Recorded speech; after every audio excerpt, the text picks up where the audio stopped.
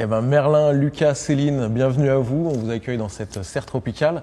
Vous êtes tous les trois ingénieurs agronomes à Montpellier Supagro et vous êtes membres de l'association Ingénieurs sans frontières. Et il se trouve, félicitations, que vous avez reçu le trophée, le prix de l'étudiant pour un projet que vous avez d'installation, enfin de réhabilitation d'une zone de maraîchage au Burkina Faso. Alors peut-être Merlin, quelques mots sur ce projet. Donc le projet de réhabilitation du Bouli de Bourba, il est né de la demande des villageois. Donc je t'arrête tout de suite, c'est le Bouli, c'est quoi exactement? Donc un Bouli, c'est le nom local, en fait c'est une retenue d'eau collinaire.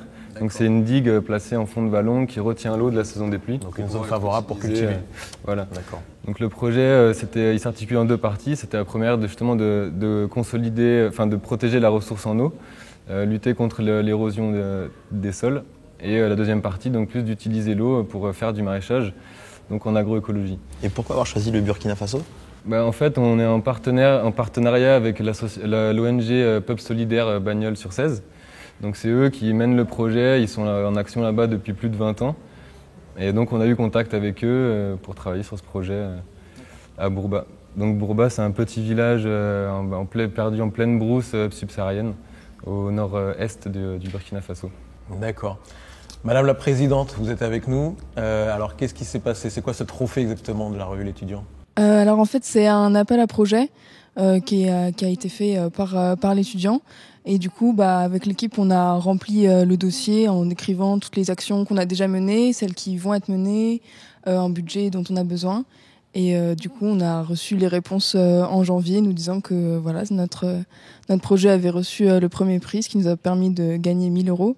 Donc, ce qui est déjà une grosse somme pour notre mission. Tu finances tout le projet, le voyage, vous partez tous là-bas? On partira peut-être pas tous, mais au moins une bonne partie de l'équipe. Après, ça financera pas tout le projet, mais c'est déjà un bon début pour se lancer. Ouais. D'accord. Et au sein de l'association Ingénieurs sans frontières, vous avez d'autres actions ici que vous menez à Montpellier ou... On a beaucoup d'actions de sensibilisation par des conférences, des projections, des débats. Et on essaie aussi de sensibiliser aussi sur notre projet. On a organisé un repas pour faire connaître le projet et en entendre parler dans l'école. Comment on fait pour faire partie de l'association? Il faut être ingénieur parce que Ingénieurs sans frontières. Il faut déjà être dans l'école Montpellier Supagro.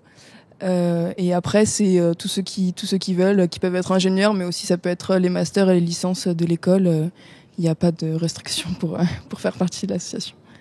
D'accord. Et alors Lucas, toi qui fais partie du triumvirat et puis de toute la troupe, là, hein, bravo à vous tous. Comment tu vis cet engagement au sein d'Ingénieurs sans frontières? C'est quoi pour toi cet engagement d'être un ingénieur sans frontières? C'est un engagement qu'on essaie de travailler lors des week-ends par exemple. On fait des week-ends de collaboration avec d'autres écoles. On a bientôt un week-end national où on va tous se rencontrer des différentes écoles et différents groupes d'ISF France pour réfléchir sur qu'est-ce qu'un ingénieur et quelle est son implication dans le monde, puisque l'ingénieur c'est un peu le maître technique, mais la technique ça a quand même un impact sur la société. C'est là-dessus qu'on essaye de travailler, de quelle manière l'ingénieur se place et se responsabilise vis-à-vis de ça. Il y a plus de besoins en dehors des frontières de notre pays ou qu'est-ce qui se passe? Pourquoi Les besoins sont partout, mais c'est des besoins différents. Nous, on a choisi de s'impliquer dans ISF Projet Sud pour justement peut-être renforcer, avec nos faibles moyens, les relations entre Nord et Sud. Ça tourne autour de quelle thématique? Parce que en tant qu'ingénieur agronome, c'est bien sûr plutôt autour de la thématique de l'agriculture, mais bien sûr, l'agriculture touche aussi l'eau, touche aussi la société, donc c'est un peu... Tout découle. Voilà. Tout se touche. D'accord. Parfait. Écoutez, vous commencez quand là au Burkina, là, ce projet? On espère pouvoir partir cet été, avant la saison des pluies, si on plante des arbres qui puissent profiter de la saison des pluies pour croître. Parfait. On espère partir début juin. Très bien. On vient avec eux? On y va, hein? Moi, ça me dit bien.